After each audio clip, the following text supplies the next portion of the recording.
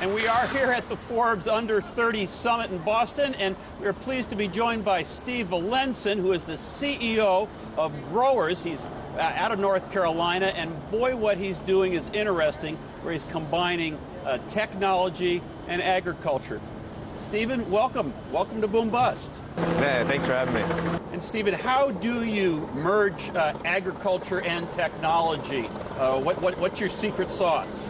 So we are a company that takes all of the data that's being generated on the farm, whether it be from machinery or for some soil sensors that we're mapping soil with all across the country, and we're coupling that with a platform that we built that analyzes all of that data and the soil that it came from to make recommendations really on how to precisely place seed and fertilizer. What inspired you to do this?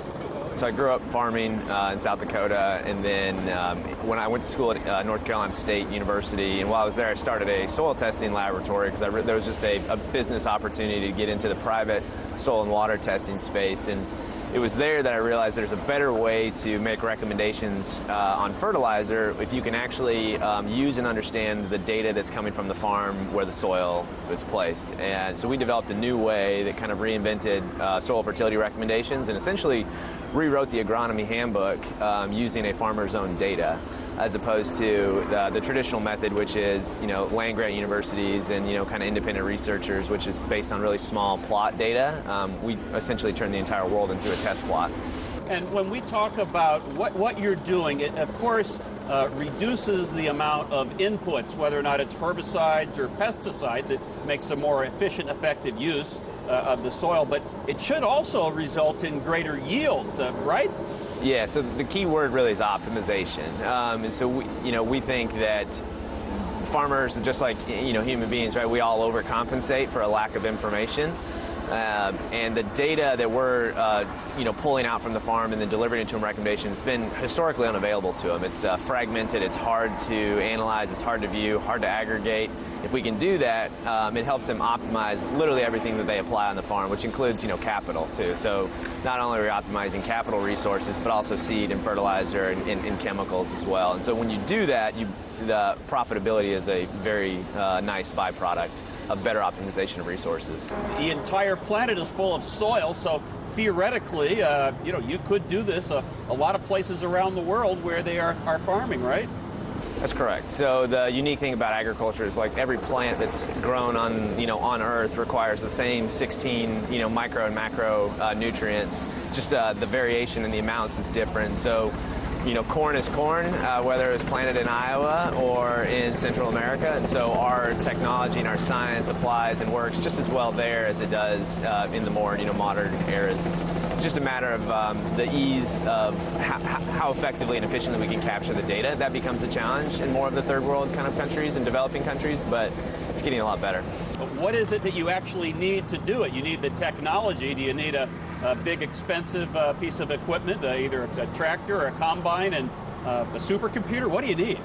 So the technology and the equipment is, housed in the technology housed in the equipment really is the limiting factor for the scaling of this type of product or service. In that the new technology or the new equipment that's being manufactured has all just tons of sensors that are capturing all this information. It's all tagged with this, precise latitude, longitude, location with the GPS. Absent that information, you start to have much vaguer, more vague data sets. So it is a challenge, but it is getting better. Well, that cost is significant. If it's going to be that amount of money, then I guess we have large corporate agriculture in the U.S. We're moving more towards that, for better or worse. But ADM and Cargill, Bunge, etc. But by the same token, I can see where perhaps non-governmental organizations or others might pool resources and sort of have a co-op to afford this more expensive equipment and then be able to use it in some of the places where they might not have the money of the U.S. or perhaps Europe, right? Yeah, it can be substantially more. So, I mean, just an average, grain combine this year, with and put a new header on it, you're probably looking upwards of $450,000 for one piece of machinery that you only use, 2 weeks out of the year.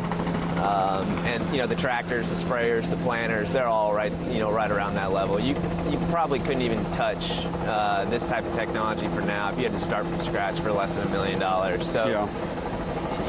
As daunting as that may sound, it's amazing, how broadly adopted it's becoming, though, in some of these other regions. So what are the major challenges that you have that are confronting you?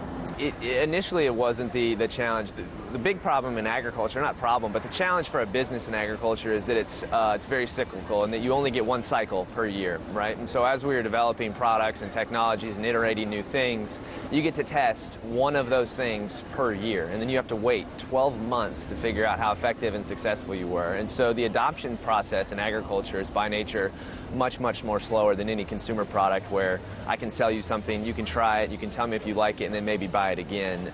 It just takes a long time, and that's, I think, been one of our advantages in the space, honestly, is that we've been here for 8+ years doing it. There's been a lot of new and exciting technologies that have been brought into the ag tech space that we're competing with almost, but the history that we have in agriculture is really helping now kind of separate us from our competition.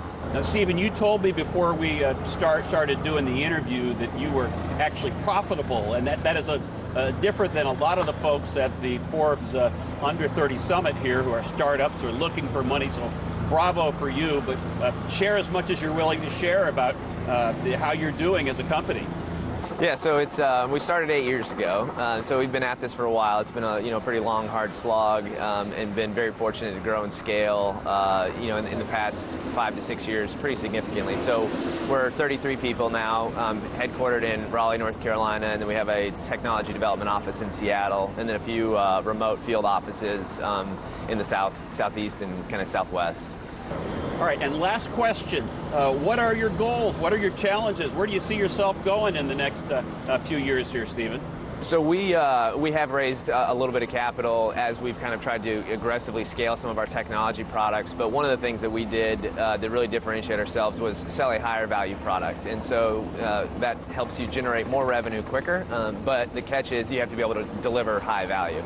And so we've been really focused on delivering that high-value experience and high-value results to the farmers, and they're willing to pay for it, and that's the important part. So if you can have, keep your customers pleased and get them to continuously pay you year over year, that's the trick to, generating a sustainable revenue. That's Stephen Valenscin, the CEO of Growers out of North Carolina.